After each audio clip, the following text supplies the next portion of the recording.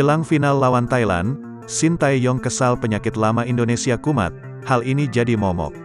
Shin Tae-yong ternyata kesal dengan timnas Indonesia di sektor ini jelang laga final Piala AFF 2021 melawan Thailand. Sektor tersebut adalah lini pertahanan Indonesia yang dinilai rapuh. Seusai laga, Shin Tae-yong pun mengomentari penampilan anak asuhnya di laga ini. Hanya, Shin Tae-yong kesal pada 2 gol yang dicetak oleh Singapura.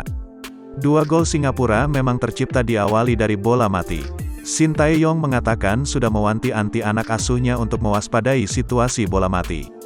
Menurut Shin Tae-yong, Singapura memang memiliki kelebihan dalam eksekusi bola mati.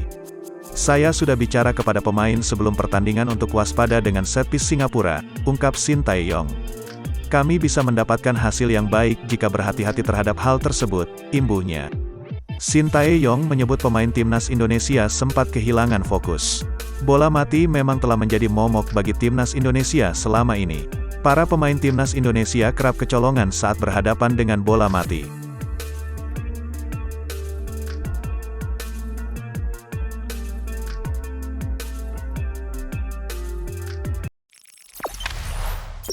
Jangan lupa subscribe, share, komen, dan like ya.